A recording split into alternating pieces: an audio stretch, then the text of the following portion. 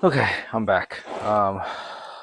This was a complete bitch to do, but you see now that I have the bus bar.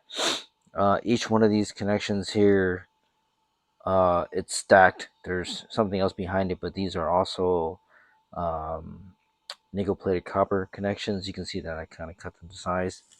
And then behind that, there's also more nickel.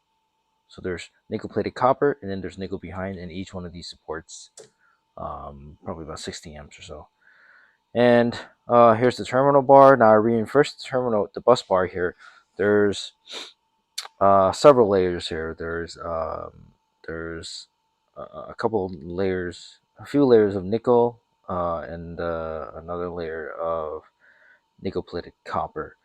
Um, this will support. Let's think about this. This will support. Let's see, 60, about 90 amps, and that's fine for what I'm going to do. And the reason why is because, like I told you earlier, I'm going to branch off the negative terminal to different areas here. So I think I'm going to do, let's see, maybe one, two, three, four, five. Yeah, maybe something like that. So, five equally distanced across it. Um, and the reason why that works is because um, now the current is being drained to each one of these branches, and it doesn't all have to travel down the entire bus bar. Um, yeah, this bus bar supports. Yeah, it has to support over 90 ampere. I calculated over 90. I don't know, it's maybe like 110 or 120 or something like that. Anyway, um, yes. So I did it on the negative side, and I also did it on the positive side. You can see all the little spot welds here, and you can see all the spot welds here. Now I go hard on the spot welds. You can't even see it here. I go hard on the spot welds, and the reason why is because I want to make sure that none of these ever come apart. Because when these things are being ridden in on the road, there's a lot of vibrations, and vibrations they will break apart spot welds. So I turned up the heat, and I also spot welded. You can see a ton of these things. So anywhere where I felt like it wasn't strong enough, I put a few more spot welds in. It's I think it's always better to have more than not. Okay, so this is the negative terminal bus bar. This is the positive one here. So now I have it all connected between here and here, and the voltage should read. Let me check it out.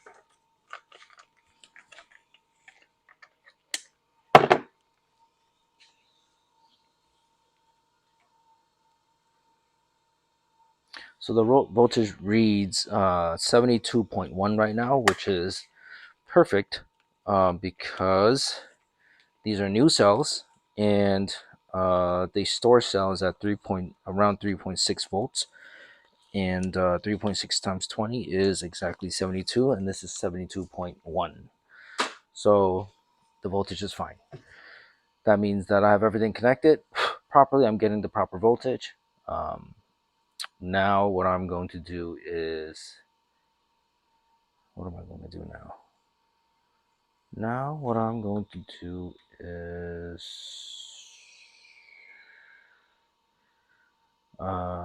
BMS. Let me show you the BMS. Well, no, not yet. I'm probably going to put fish tape over the side now that it's done. I can put fish tape all across here. So what I do is I'll put fish tape, which is this stuff here, which is like, adhesive copper. You see this in battery packs all the time. I'll put a layer on top here, and I'll put a layer on the other side, and then I'll put some gaffer's tape around the terminal bus bars so I don't accidentally short the two. Um, yes, so I'll put fish tape, and then what I'll do is I'll do the soldering. I'll put solder every increment I want here, so that maybe I'll do more than five. And then how do I split this up? One, two, three, four, five, five. Maybe I'll do that. One, two, three, four, five. Yeah, I'll do five that way. Okay. more evenly across. Yeah, so I'll put the solder points um, equally spaced across here for my connections, and I'll do the same on the other side. And then I'll also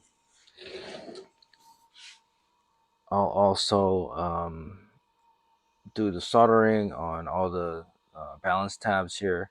Let's make sure we have 20 here. 5, 10, 15, 20. Yes, 20. Because this is yeah, this is negative right here. Total 21. Okay, and then what I'll do is to make sure I don't mess this up when I solder the balance wires. Uh, I'm going to number these guys. So this is negative. So this is 1, 2, 3, 4, 5, 6, 7, 8, 9, 10, 11, 12. And this is, and I think I mentioned this before, maybe not, but these type of packs, when the configuration is this clean, it really makes it a lot easier for me. So that's the plus, and then this is the negative. I'll circle around that. Plus negative. Yeah, so the configuration of this pack makes it very easy for me to organize everything, because all the tabs are here, and then you have you have the negative bus bar, you have the positive bus bar, and then I think I'm going to put the BMS right here. Put the BMS over here. Sorry, excuse me. I'll put the BMS here, and I'll run the BMS wires down, and it'll split off and look very clean. Is there anything I need? No. Yes. I think that's yep. So that's what I'm gonna do. Yeah, these packs, the configuration of these packs, these layouts are very clean. And then what I mean by clean is, it's it flows well. Um, all of the all of the series are completely parallel to each other. There's no, there's no like funky crossing or anything. It's very natural for the electricity to flow from one side to the other at the shortest route possible, so it's not meandering off. There are some packs out there, especially for like triangle packs. Triangle packs are the worst. Those guys are.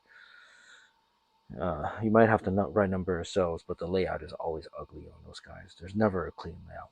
So this is a very clean layout for me. So this makes it very easy for me to build these type of packs here, and that's why I usually stick to geometries like this. Through a lot of trial and error, I was able to figure out um, the perfect spacing for the cells, how I want to lay it out, how I want to lay out the configuration, how I want to orient the part. Orient the pack inside of the bike, and yeah, this makes it very easy here. So this would sit into the SX 500 frame with plenty of room to spare right above for a controller. Yeah, I'll put the BMS on top, I'll fold these over, and then I'll wrap it all up. And yes, I'll be back when I'm done doing the soldering.